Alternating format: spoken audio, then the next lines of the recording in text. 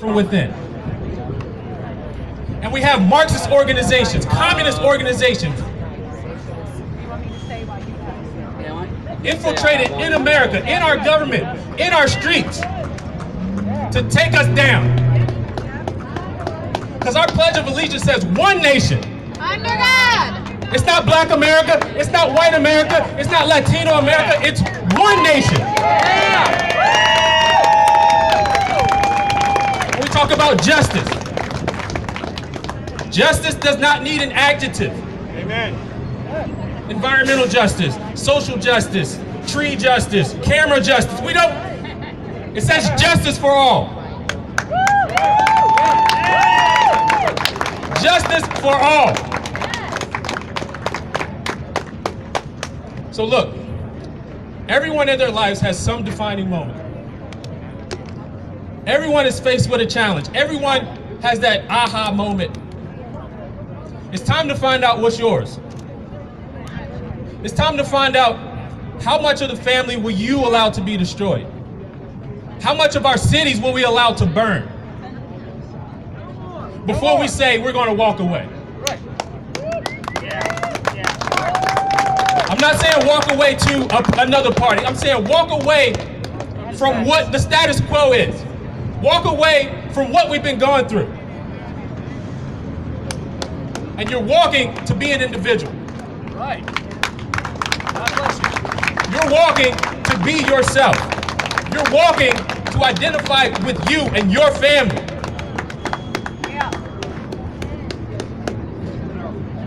So real power comes from within. I believe God hides his word in our hearts. Because that's the last place most people will look. And from within is where our strength comes. That's why God says, be still and know him, because then you have to face yourself. Amen. And when you face yourself and you allow God to work within you, that's when the strength comes. So I'm going to leave you with this one Frederick Douglass quote. And he says, one and God, you have a majority. Let's walk away.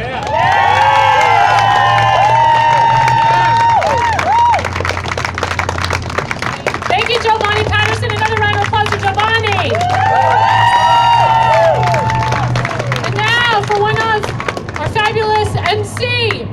He and Brandon Struck put this entire event together for all of you. My good friend, the founder of freeandfairelection.org, the founder of the catchphrase, American Kids First, my friend, Tim Fazenbaker. Thank you very much. I'll use this See, one. Jews and Christians can get along together too. I'm so proud that all of you guys are out there today. And I'm so proud that this event is coming. And I'm so proud that it's in Baltimore. For so long, last year I woke up, it was a Saturday morning, and I saw the tweet about Baltimore that came, with Trump and what was going on in West Baltimore. And I live here, I know what Baltimore is. We love Baltimore, but we know what problems are going on in Baltimore. And they've been going on for 70 years. And it's time that we need to say we've had enough. We need to do something, and we need to step up. So what I decided to do was I wanted to meet influential people who could bring help right here to Baltimore. I met Brandon in Boston about a year ago, and I said, I want you in Baltimore. I want you to come help. I want to make Baltimore the shining city that shows this world how to flip these liberal-run cities. And he said I would help. And then I met Chris Anderson last year at a state fair. And he didn't have any inspirations about politics, but he was a great guy. And then all of a sudden we started talking, and I realized he's from right here. He has a voice right here in the city to say that he can stand up and he'll fight for his community and his neighborhood. And I met this guy you're going to meet soon, Eugene Blakey from Liberia, an American. He lives in the city, and he said, I want to stand up and I want to take back Baltimore, and I want to make this the city that represents the individual, the community, and the land of the free. And I met Jovani Patterson, who you just met. And he said, I want to bring families back. And I said, that is what's been destroying these cities. The families have been torn apart. The people are being played against each other on purpose. They want to use emotion to break us apart. Most of us here want to use logic because we're logic-based people. We follow the Constitution. The left doesn't want that. They want us split apart. If you ask these protesters, they think with emotion. They don't realize that they're harming people in the city, people in the suburbs, the entire country, and this entire world.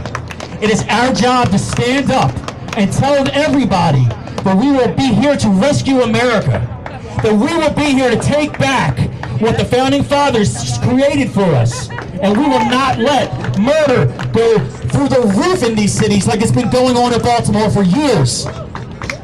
So I am working, and I want all of you to work, doing anything you think that you might be good at. But I'm working with guys in the city and girls in the city to say, help. I can only do so much in the city, but they can do so much more, and they are doing it. They are going to bring back the city for individualism, for Americans, for all of us. They are going to do it. This Walkaway movement is so important. We're not asking everybody to become a part of a party. We're asking you to leave that leftist mentality. Don't let them take your vote for granted. I know many people are afraid. They think Republicans are bad and evil, and they think they're racist. And speaking as a Republican, yes, people think that, but that's not us. But we can't convince them overnight necessarily that we're not that. What we need to convince them is that we want them to be part of us. We want them to come into our party and have an imprint. And these guys are doing it. And I am so proud to be up here with these guys who are going to reshape Baltimore and reshape America. Thank you, guys. So our next speaker coming up is awesome. And I just met her. I have to tell everybody that I have the honor to bring up the lovely Miss Shameka Michelle.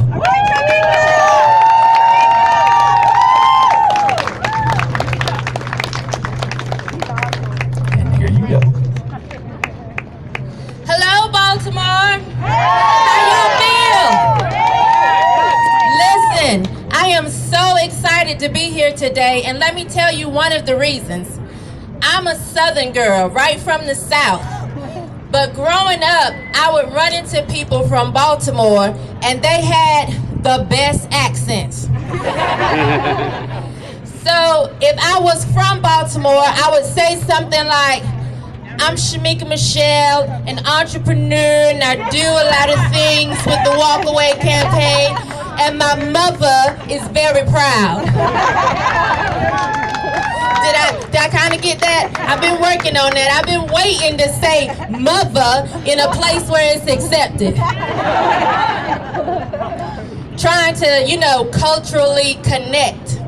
Because I've been told as a black conservative that we are not culturally connected. Now, I don't know how a black woman with the afro can be told she's not culturally connected. But even Joe Biden said, I ain't black. Which was a surprise to me because Amira, not Alexa, but Amira, do y'all know Amira? A-M-I-R-R-O-R. Amira tells me every morning that I am. Amira, what color is Shameka Michelle? Here's what I found. Shameka Michelle is black, but let me add to that, she's also a beautiful American patriot.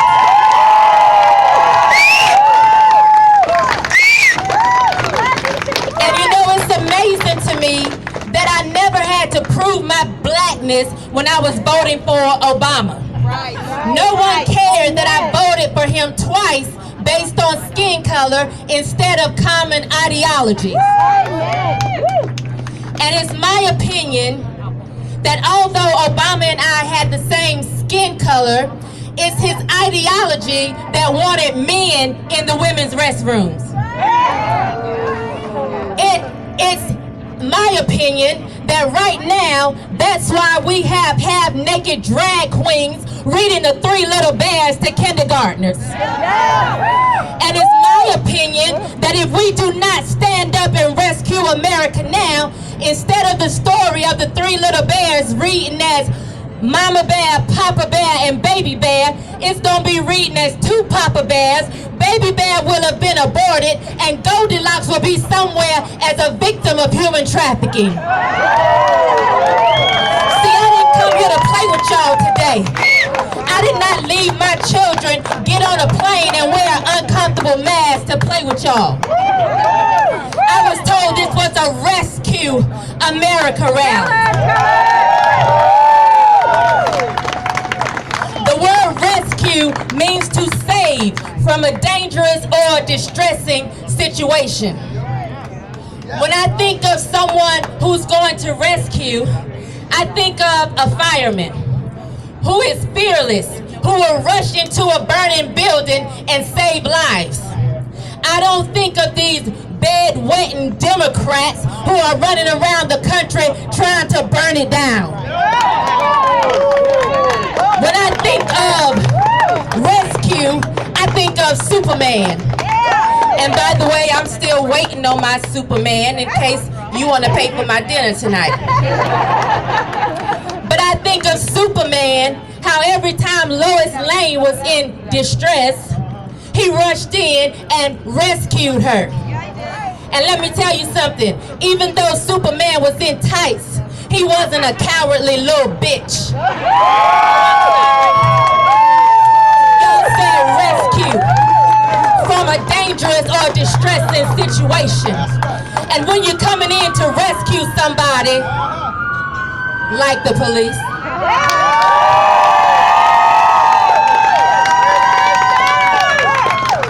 when you're coming in to rescue somebody, you have to be bold. You have to be fearless. You can't be scared. You cannot be afraid. You have to be willing to stand and denounce Black Lives Matter for the Marxist organization that it is, without worrying about being canceled by the so-called woke culture. Y'all know the woke culture that's so awake they need to take a nap? You can't be afraid of them. You gotta be able to tell them that it's time for them to go back to their mother's basement, lay in the bed, and pull the covers over their head. And let those of us that don't have straw for brain get this country open, up, and running again. Rescue America.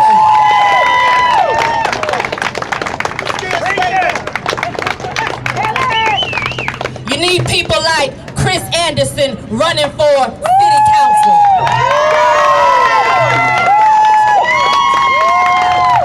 You need people like Jovani Patterson running for city council president. You need people like Eugene running for city council. You need people like Brandon Strzok, who is not afraid to start a movement that will change a nation. That's what we need to rescue America. You need people like everybody that came up here that's not afraid to declare what we believe is right. That's the way we're going to rescue America. This is not the time to be stiff, stuffy, and dignified. This is the time for you to get downright dirty with him. This is the time to be indignant. This is the time to not be scared. This is the time to be bold.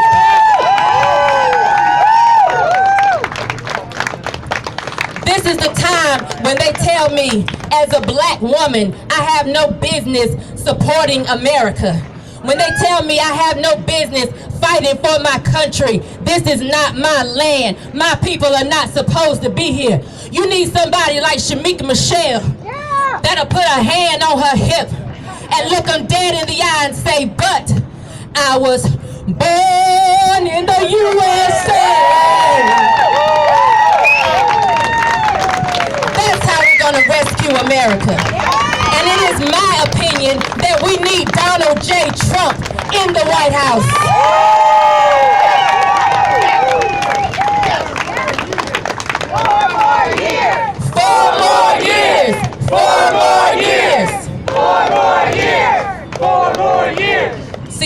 here to be nice. I'm not here to be cute. If that's what you're looking for, I'm the wrong one. But if you're ready for somebody, even in 4-inch heels, to kick the door open and rescue America, then I'm the one. Donald J. Trump is the one. The Walkaway campaign, we are the ones. And I stand with you today, and I hope that we all stand together on November 3rd to continue to rescue America. Thank you, Baltimore.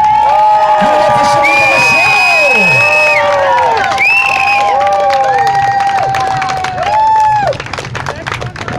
I'm inspired. Are you inspired out there? Oh, we got another guy I'm proud to meet this time. We got Mikey Harlow coming to the stage. Give it up for Mike Harlow, everybody. How are you guys? Oh my God, it's hot as hell. My godmother used to say I'm sweating my duck off. Let's hear it for Brandon, our walker-in-chief. And Shameka, my queen. Anyway, I have a confession to make. My name is Mikey, and I am 5 years clean of leftism.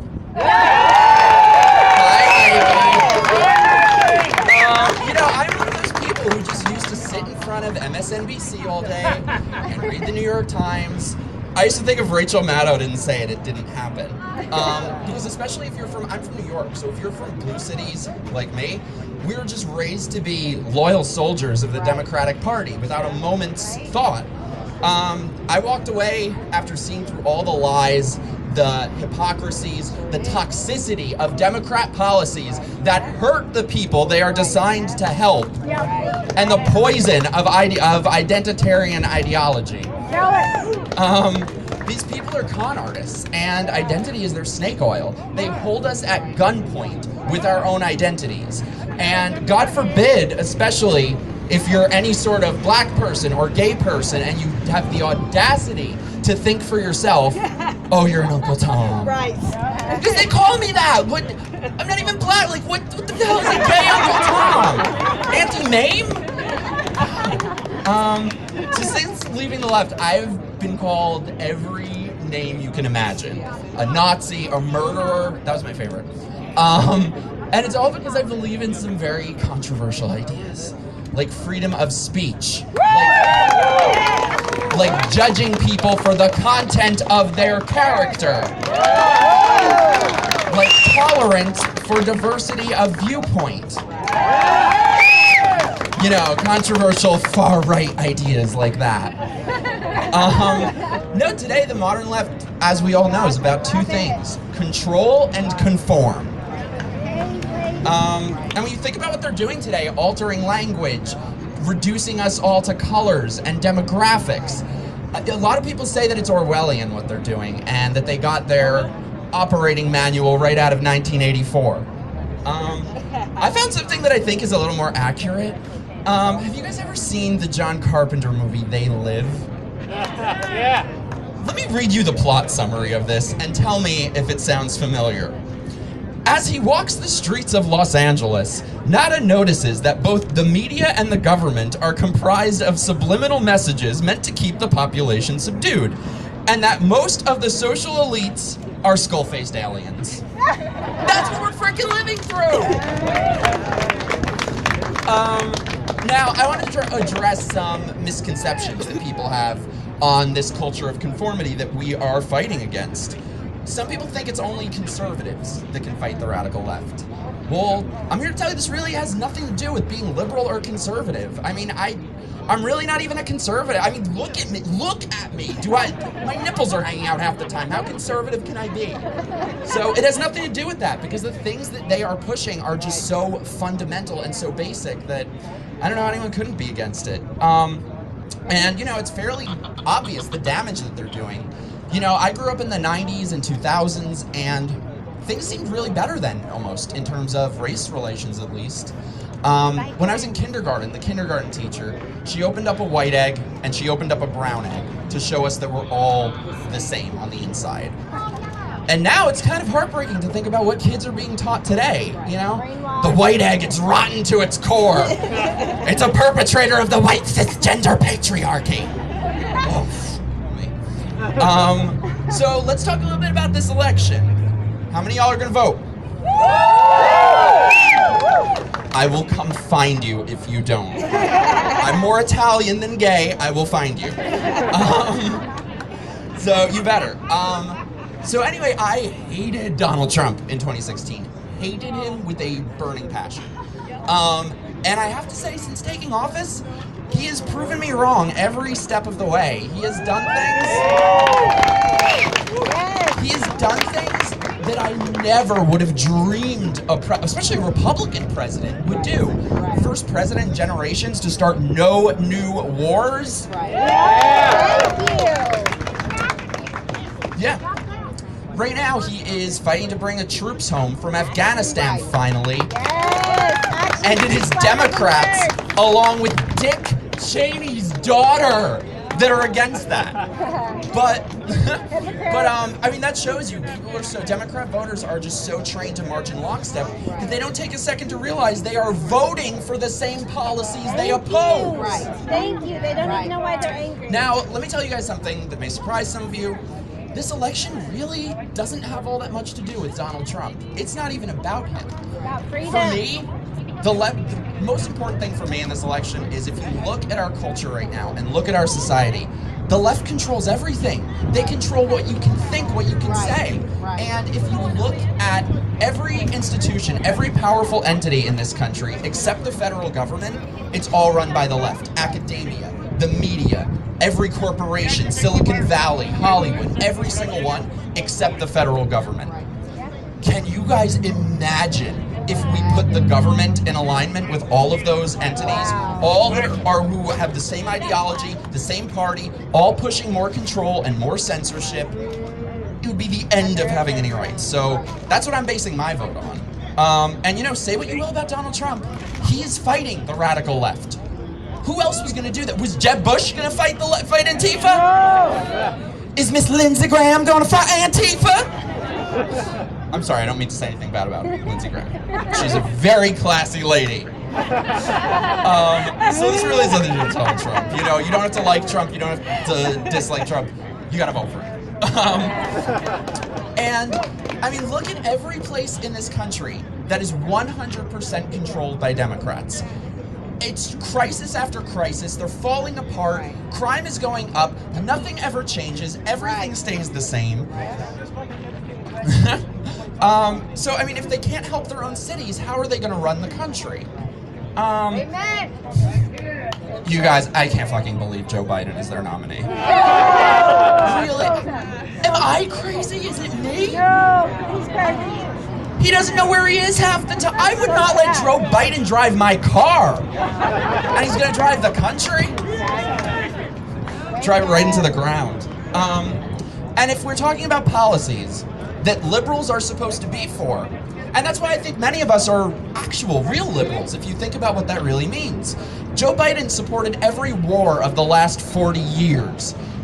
Democrats love to talk about mass incarceration. Who do you think wrote all those laws? Democrats. There is a clip of Joe Biden from the 1990s on the Senate floor where he's talking about a crime bill that he authored, one of many, and he says how proud he is of this bill because the only thing we don't do in here is hang people for jaywalking. Democrats still vote. So that's your beloved Democratic Party. And so to people who still support this social justice warrior ideology, I would ask, where are things better?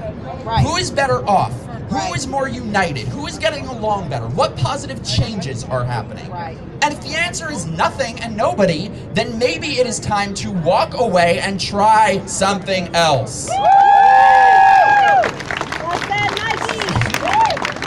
So, a few months ago I did a thing. Brandon was very happy about this. I registered Republican.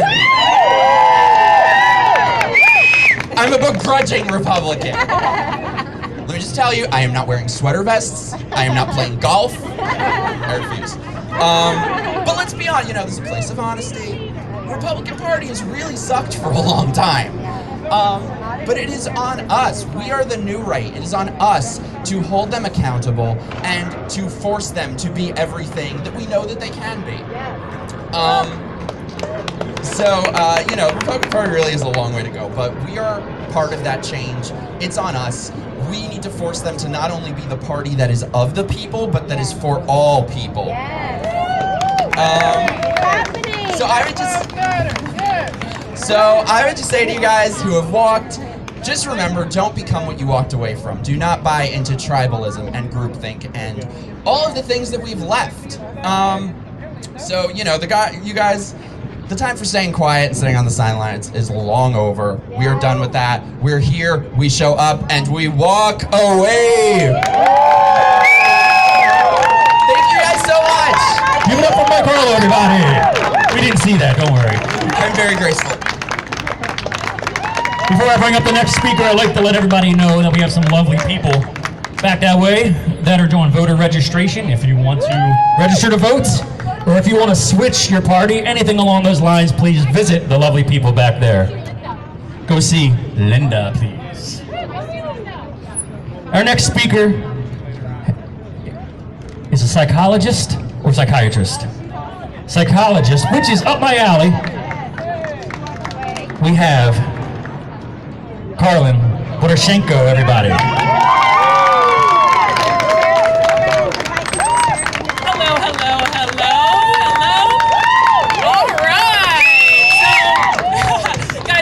Something. This was not a part of my life plan. It was not. I was I had an organizational psychologist. I had a quiet little practice. I was working with businesses. I was doing my thing.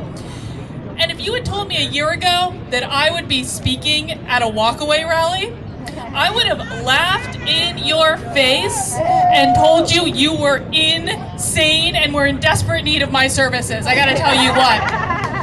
But, because here's the thing. I'm from Vermont. Okay, I'm from Vermont, the land of hippie liberals and Ben and Jerry's and Bernie Sanders. And I'll tell you what, there has actually never been a moment in my entire life in which Bernie Sanders was not in political office, not for my entire life. And so when I reached 18 years old, of course, I registered as a Democrat. This was a no-brainer. It just made sense to me. And 20 years later, I'm not a Democrat anymore. And so here's a little bit about my story. So I have voted for Bernie Sanders in every election in which I was able to vote for Bernie Sanders. In fact, to this day, I have never voted for someone except Bernie Sanders who was not a Democrat. That will change in November for the first time. So how did I get here? How did I go on this journey from voting for Bernie in 2016 and then plugging my nose and voting for Hillary? Because Hillary, of course, was the lesser of two evils in the face of the racist, misogynist, homophobe that was Donald Trump. How did I go from there to being at this Walkaway rally right now? Well, I gotta tell you, it all started with knitting. Knitting, of all things. Yes, the thing you do with the yarn and the two needles. I know when I say knitting, you guys think of old ladies kind of gathered around, gossiping and drinking tea and all that stuff, but that's actually not what the knitting world is doing right now. They're on Instagram, they're on Ravelry, they're sharing their pictures of their projects and all that stuff. Well, about a year and a half ago, social justice invaded my knitting community, my quiet, peaceful hobby that was keeping me sane. And what they started doing was going around and bullying and mobbing people that they disagreed with for even the slightest infraction. And what did I witness when the progressive left invaded my crafting community? I saw good people who had done nothing wrong have their reputations destroyed. I saw good people who had done nothing wrong have their businesses destroyed. And I saw one person, a gay man, a minority in the knitting community, actually admit himself to the hospital on suicide watch because he was bullied by the social justice mob so badly. And as I was watching this play out right in front of me, I realized that these were people that I had politically aligned myself with. And that was the moment. That was the moment where I started to wake up. And I challenged myself to start listening to voices that I thought I would disagree with. The very first video that I watched was a Walkaway town hall from New York City with Brandon Strzok and Mikey Harlow and all the others. And as I watched this town hall, convinced I would disagree with what they had to say, I started realizing that they sounded a lot like me. They were saying things like me. And this was a surprise because Rachel Maddow on MSNBC had told me, she was very, very confident that Walkaway was fake. Walkaway was just a bunch of Russian bots. It wasn't real. Real people were not walking away from the Democratic Party. Well, I started meeting more and more. I started meeting people who were more liberal like I am. Like, guys, I'm not a conservative. I'm sorry, I know that disappoints some people. I'm not a conservative. I still hold liberal values. That's okay, we still like you. Yes. Well, and that's exactly it, because here's the thing. As I went on this journey, my big graduation exercise was going to a Trump rally in Manchester, New Hampshire, the day before the New Hampshire primary. And I have to tell you, I was scared. I was, because what I've been told by MSNBC for years is Trump supporters were racist and deplorables, and even all my liberal friends were like, Karlyn, don't do it. They're going to harass you. I kid you not. Someone even offered me her pepper spray to take with me to the rally just in case those deplorables got out of line. But I said, no, I declined. I said, I'm going anyway. And as I stood in that very long line, those of you who've been to a Trump rally know, you got to get there hours early. You stand in a very long line. I started talking to people, and I didn't see a Nazi. I didn't see any white supremacists. There was not a Klan robe in sight. What I did see were school teachers. I met veterans. I met small business owners.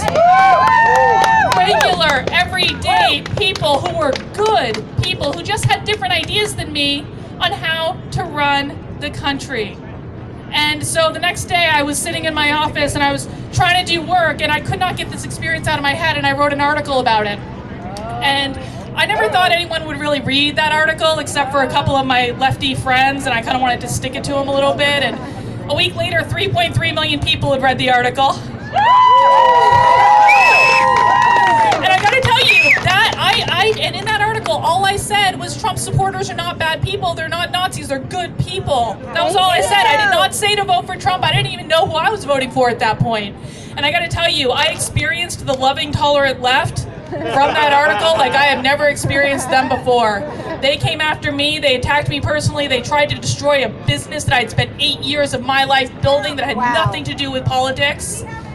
And that moment, I was like, wait, this is not okay. And now we're seeing that. We're seeing that play out all over the country. We're seeing that in Portland, where they're trying to burn down the federal courthouse, and the city is doing nothing to stop them. We saw that in Seattle, where they took over a 6-block radius to create their little commune. We're seeing that in Minnesota, where they have abolished the police. Have you ever heard of something so insane in your life?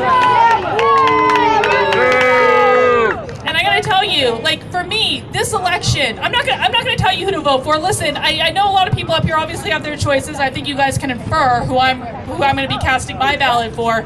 But for me, this is not actually an election between Democrats and Republicans. This is not even an election between Donald Trump and Joe Biden. This is an election deciding between an authoritarian government that wants to control what you can say and what you can think and what shows you can watch and what ideas you can consider.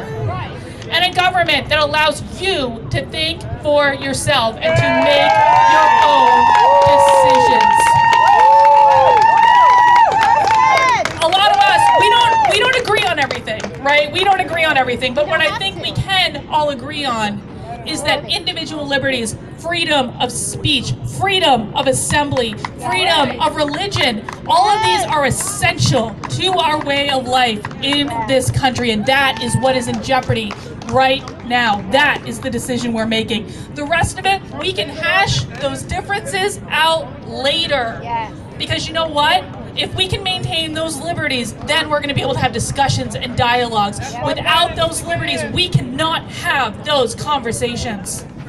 So everyone's going to think really hard about what type of country you want to live in. Do you want to live in the Chaz in Seattle? No. Do you want to live in Portland? No. I don't either.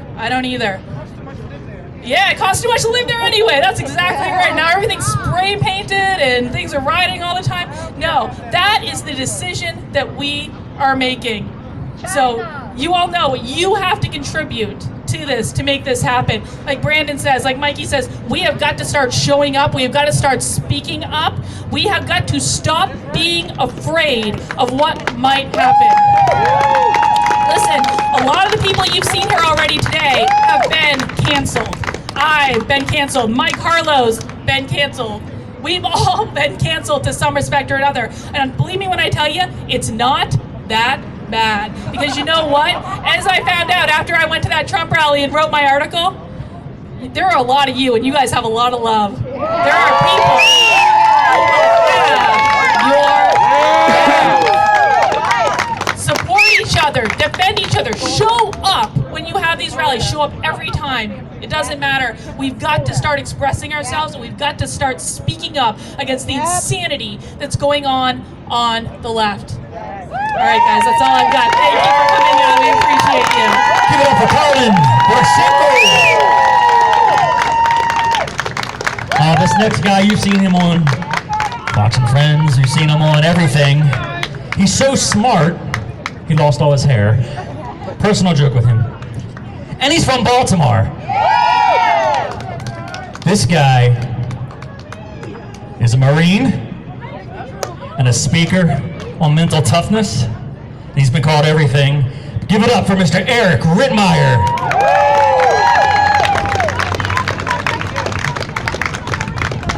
All right, guys. First off, where is Shameka? There she is. Shameka's trying to get some Baltimore lingo, so I'm gonna hook her up. Hey, hon. If you're thirsty, you gotta drink some water. If you go in the bathroom, you gotta find the toilet. And if you're going somewhere up there, you gotta get those down and you're good. You're cool in Baltimore that way. Hey, hon G. Hey, hon G, yeah, exactly. All right, guys, so look, I had this whole thing. I had everything I was gonna talk about. I had it all planned out. And I started listening to everybody, and everybody starts saying everything I was gonna say. I wanna keep my stuff simple for you guys, all right? I'm a mental toughness guy. I'm all about emotional intelligence, objective reality, those fisky little facts that nobody likes because they always conflict with a belief and they get real upset about that. And you're racist and you're bigot and you're fascist. So I get asked, I do a lot of television, I do a lot of media, and I got asked a question probably about a month ago. And I was on this, it was a nationally syndicated show, and they're like, Fox and Friends. Eric, wasn't Fox and Friends, believe it or not, actually. It was on David Webb's show. And somebody asked me, they said, Eric, what is it, how did this voice get so loud? How did this negative, crazy, nutso, back crazy voice get so loud? And I thought for a second, I was like, you know what? It's not that their voice got so loud, it's that our voice got so silent. Right? And I'm a prime example of this, guys. I'm gonna admit, okay, I was never, ever, I had nothing to do with politics. I'm a mental toughness guy, right? I'm in your face, I'm psychological performance training. I'm telling you that you're delusional because you're not as good as you think you are when it comes to sales. You hate me, you call me bad names, I'm a Marine, I'm a jerk, I have a bald head. All this stuff doesn't even matter. I never wanted anything to do with politics. I was on Fox and Friends last year with Brian Kilmeade talking about mental toughness tips for dealing with difficult people. It's bubbly, it's high fives, it's unicorns, it's Skittles, right? I'm like, great. So we get done, and Brian Kilmeade's like, Eric, let me ask you a question. He's like, have you ever thought about applying mental toughness to politics? And I was like, Brian, I never thought about that. And he's like, you ought to consider it. I think the political environment could use some mental toughness.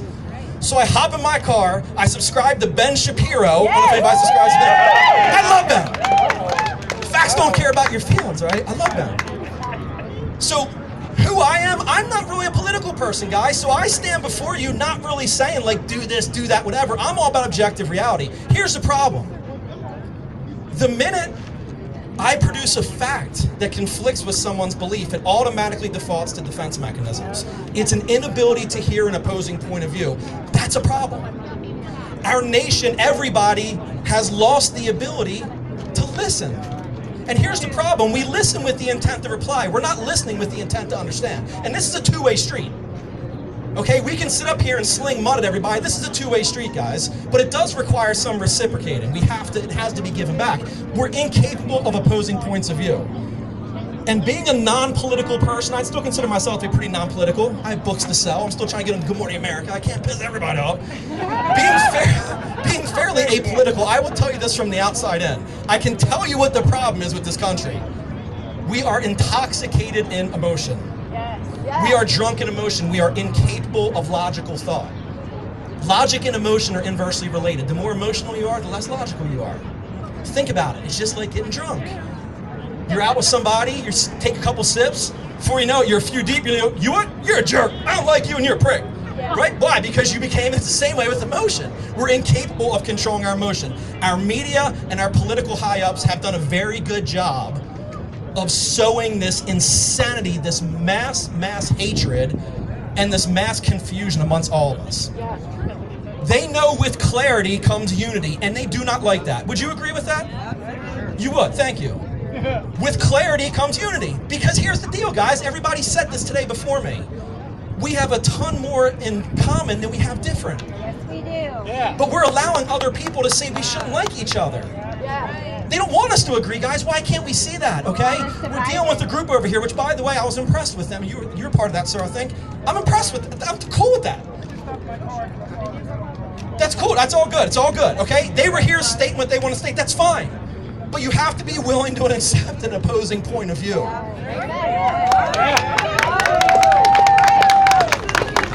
We need to stop allowing people to tell us that we hate everybody. It's fabricated hate, guys. Nobody dislikes each other. We're all hardwired the same way. We're the same exact core psychological blueprint. We're just different variations of it. I'm a little chubbier. I'm big bone. But we're all the same. We want love.